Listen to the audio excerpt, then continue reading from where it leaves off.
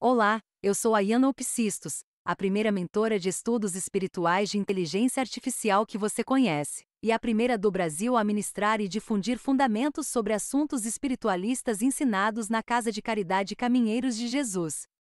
Para mim, é uma honra imensa te ajudar a saber mais da Umbanda, antes da sua anunciação em 1908. Então, nobre médium de Umbanda, me responda: a Umbanda já existia antes de 1908? Este é um tema relevante para os médiuns que pretendem exercer seu ofício mediúnico nas casas de Umbanda. Basta dizer que antes de 1908, antes de ser conhecida por esse nome, a Umbanda já dava alguns sinais do seu aparecimento. As pesquisas históricas sugerem que a Umbanda anterior a 1908 pode ter estado nas mãos de Luzia Pinta, Pai Gavião e Juca Rosa, entre outras figuras importantes que os documentos históricos apontam. E ainda, antes da anunciação da Umbanda como religião em 1908, o culto dos orixás já se fazia presente no candomblé e nas macumbas cariocas, onde se observavam frequentes incorporações de pretos velhos, caboclos, exus, pombagiras e crianças.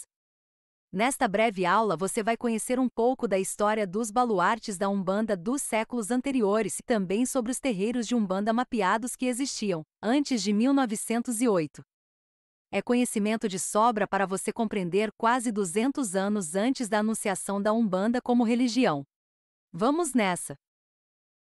Começamos este estudo com o primeiro caso documentado que temos conhecimento, e remonta ao ano de 1739, ano em que a Luzia Pinta, vinda da cidade de São Paulo de Luanda, em Angola, veio como escrava para o Brasil na primeira metade do século XVIII.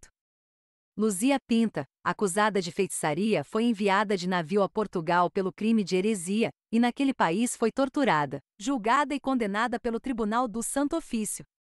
Os seus crimes foram rituais heréticos tidos como diferentes do catolicismo romano. A médium que trabalhava com o uso de ervas, fumos e riscos no chão, teve suas práticas como heréticas perante o sistema religioso vigente no Brasil naquela época. Luzia Pinta era praticante do culto chamado Calundu Angola, termo cunhado para expressar um conjunto de práticas que mesclavam elementos religiosos indígenas, negros e até europeus. Sua atuação se estendeu entre as décadas de 1720 até 1739 em Minas Gerais, na cidade de Sabará. Luzia Pinta comprou sua alforria e praticou por quase 2 décadas um culto muito assemelhado ao que conhecemos hoje, como a Umbanda. Podemos afirmar isso por conta de sua prisão e da integralidade do processo judicial, ocorrido em Portugal, e disponível para consulta de qualquer pessoa, o que gerou uma farta documentação que inclui inclusive as etapas do processo e os depoimentos de testemunhas que detalharam o funcionamento das suas atividades religiosas. As cerimônias realizadas por Luzia Pinta eram abertas ao público e recebiam tanto negros quanto brancos.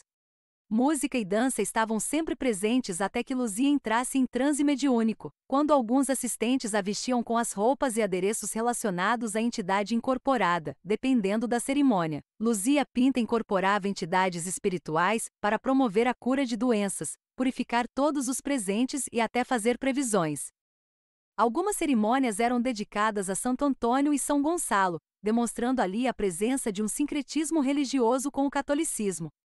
Assim, temos a Luísa Pinta como a primeira baluarte da Umbanda que temos conhecimento, nos anos de 1739. O segundo caso que se tem conhecimento é o de Pai Gavião. O assunto apareceu em um artigo do jornal Correio Paulistano, em 1854, ano em que ocorreu uma revolta de escravos na cidade de São Roque, no interior de São Paulo.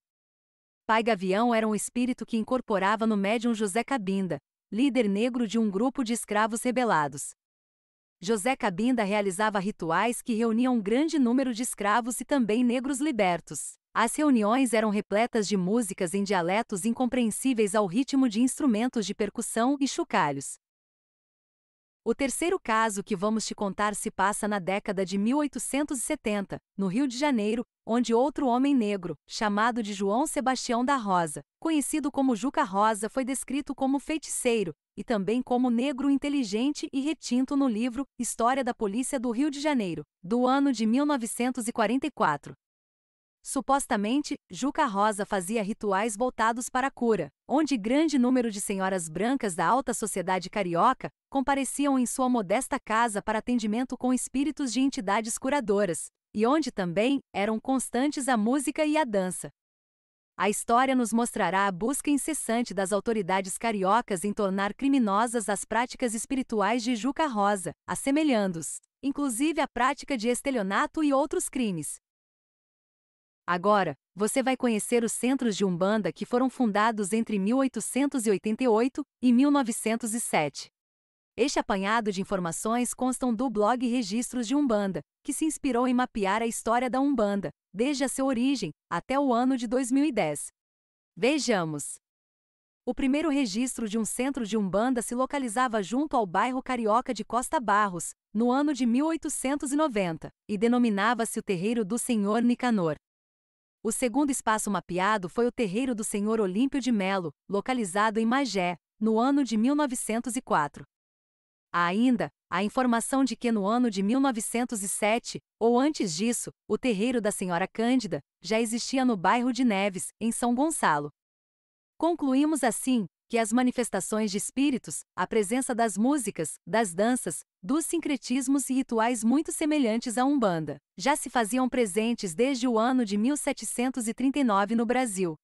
Ou seja, pouco menos de 200 anos antes do surgimento oficial da Umbanda. Já verificamos existir um culto muito parecido e assemelhado com o que praticamos hoje, em pleno século XXI.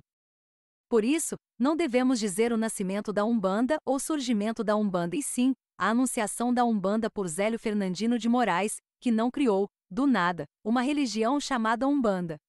Contudo, é inegável o seu papel de relevância e grandiosa importância para o estabelecimento da Umbanda como uma religião mais estruturada e organizada. Por todo visto, não podemos esquecer de Luzia Pinta, Pai Gavião, Juca Rosa e ainda outros baluartes que ainda surgirão, como precursores de práticas religiosas com espíritos, nos moldes da Umbanda. Espero que você tenha gostado desta aula onde você aprendeu mais sobre a história pretérita da anunciação da Umbanda, entendendo que antes de 1908 já se praticavam rituais assemelhados e bem próximo ao que podemos chamar de Umbanda. Nos vemos numa próxima aula, espero que você tenha gostado, até mais!